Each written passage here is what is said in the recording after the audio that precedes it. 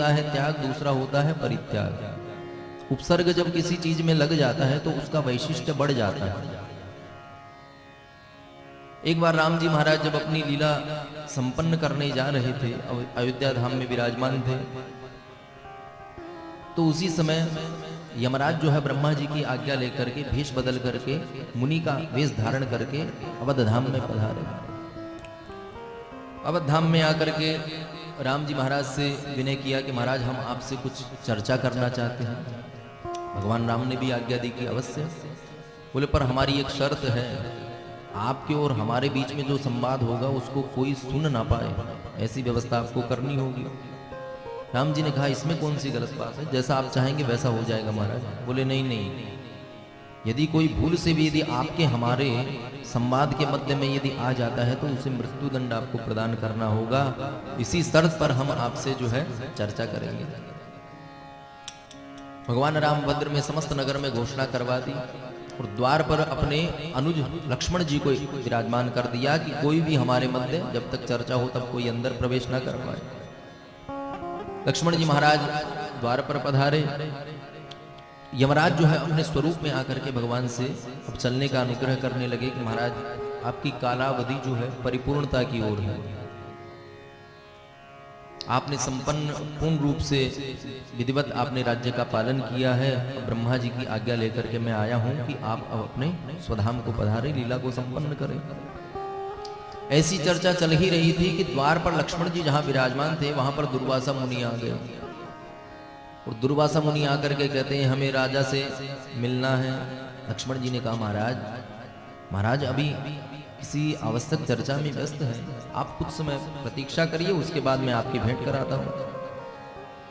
दुर्वासा मुनि ने कहा कि मैंने 1000 वर्ष की तपस्या की है और उसका मुझे अब भोजन प्राप्त करना है, पारण करना है उस व्रत का। और मुझे यदि रामभद्र जी से आपने नहीं मिलाया तो मैं पूरे इस अयोध्या को ही भस्म कर दूंगा।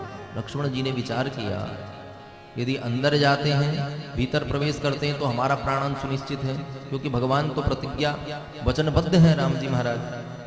और लक्ष्मण जी ये भी समझते हैं कि राम जी का जो वचन है उसका वो प्रत्येक परिस्थिति में पालन करते हैं। ये भी नहीं कि हमारा छोटा भैया है तो छूट दे दी जाए।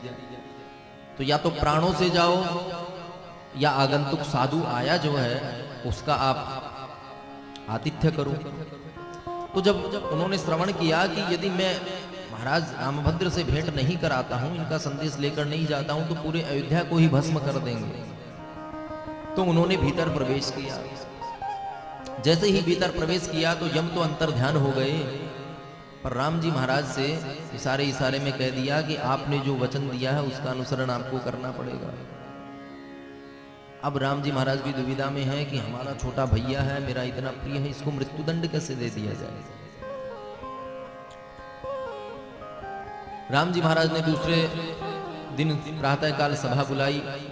सभा में इस विषय को रखा तो हनुमंत लाल जी महाराज ने और अनेकों ऋषियों ने मत दिया कि महाराज केवल जीव के प्राणों का हरण करना ही मृत्यु नहीं होती। श्रीमद् भागवत जी में भी आपने श्रवण किया, भीष्म पिता अश्वत्थामा जो है उनकी मणि हरण करके उनको छोड़ दिया। तो जीव की जो मृत्यु होती है वो केवल प्राण हरण से ही नहीं, सम्मान से, उसका त्याग करने से, उससे भी वो मृत्यु तुल्य स्थिति। और जिस व्यक्ति को जो सबसे प्रिय वस्तु है उस वस्तु से ही उसको अलग कर दोगे तो अपने आप स्वतः ही मरणासन्न हो जाएगा। मछली को यदि जल से बाहर कर दोगे तो मछली स्वतः ही मर जाएगी। तो लक्ष्मण जी जो है उनके सबसे प्रिय हैं राम जी महाराज। वनगमन भी जब गए तो अपने माता पिता भ्राता सबको छोड़ दिया, पर भगवान रामभद्र को नहीं छोड़ा। तो लक्ष्मण जी के सबसे प्रिय हैं राम जी महाराज, और राम जी के सामने दुविधा है कि मृत्युदंड अपने भाई को कैसे दूं। तो हनुमान जी महाराज ने परामर्श दिया कि इनका परित्याग करना भी उस वचन का, आपने जो वचन लिया है उसका परिपालन हो सकता है। तो राम जी महाराज ने उसी क्षण भगवान लक्ष्मण जी महाराज का परित्याग कर दिया।